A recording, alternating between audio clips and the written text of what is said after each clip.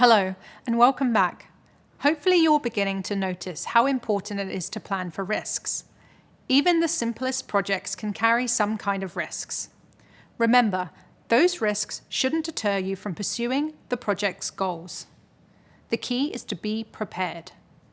Let's discuss tools and techniques you can use to identify risks, including brainstorming and risk assessment. Brainstorming is one of the most effective techniques for identifying risks with a team because it allows groups to spontaneously share ideas without judgment.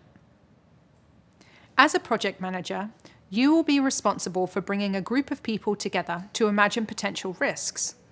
Have your RACI chart at the ready to refer to when you decide who to invite to this meeting.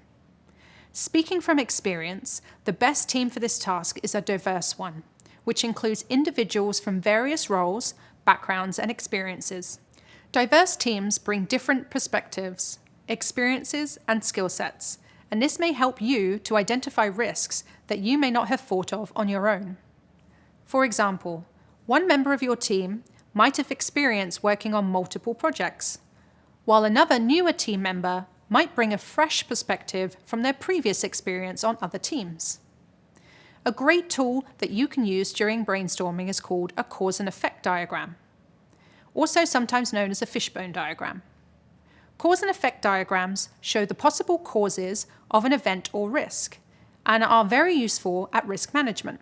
For example, in the diagram seen here, the effect listed is a supplier missing its deadlines. This is a risk to your project.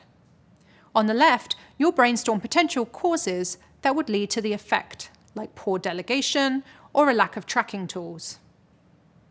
In other words, cause and effect diagrams can help identify all the ways that things could go wrong by identifying a potential risk, known as the effect, and working backwards to consider the potential causes of that risk.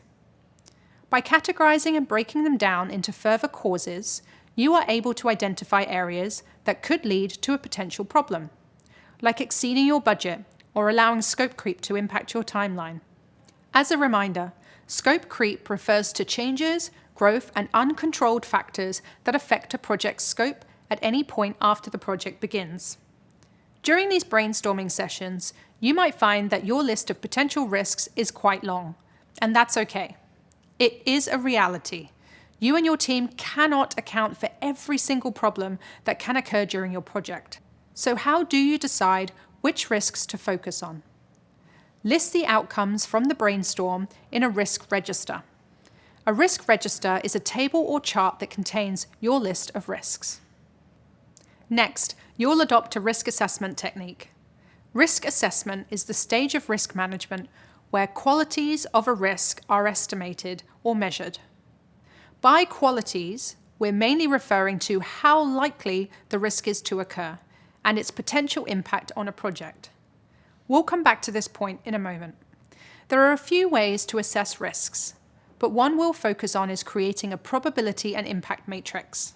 A probability and impact matrix is a tool used to prioritize project risks. I personally love this technique and use it all the time in my role at Google. Earlier I mentioned that you'll need to assess the likelihood that a risk will happen and its potential impact. This matrix will help you do just that. To create a probability and impact matrix, you'll need to think about the level of impact.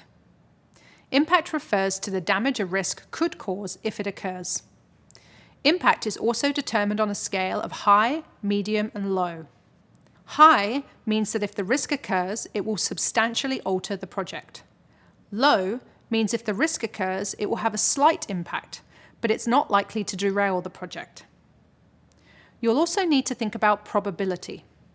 Probability is the likelihood that a risk will occur. We also determine probability on a scale of high, medium, and low. In this case, high probability means there's a high likelihood of this happening. Low probability means you've identified a risk that could happen, but it isn't likely that the risk will occur. These two considerations come together to determine the inherent risk rating. Inherent risk is the measure of a risk calculated by its probability and impact. Measuring the inherent risk gives us a method for understanding a risk. inherent risk is also determined on a high, medium, and low scale. So, basically, if a risk has a low impact and a low probability, it has a low inherent risk rating. These are the types of risks you don't need to worry too much about. But if a risk has a high impact and a high probability, then it carries a high inherent risk rating. Medium to high risks are the risks you should focus on and create detailed mitigation plans for. When you're creating a probability and impact matrix, it's important to ensure you create a matrix that meets accessibility guidelines and has information and formatting that everyone can easily and quickly understand. One way to do this is to use both color and distinct shapes or text to communicate levels of risk. You can learn more about accessibility communication by visiting course resources. The way you view and manage each risk will be determined based on your organization's risk appetite, which refers to the willingness of an organization to accept the possible outcomes of a risk. You, your team, and your stakeholders may have different appetites for each risk. We'll discuss how risk appetite plays into risk mitigation in just a bit. Certain low-level risks that could result in minor setbacks are much more tolerable than high-level risks that have the potential to completely derail your project. Once you've completed your risk assessment, you'll update the risk register to include high, medium, and low ratings for some examples of risks that you've identified for this project. Great. Now that we've covered how to identify and assess risks, we'll go on to the next video, where we'll discuss some of the types of risks you'll run into during your role as a project manager. Meet you there.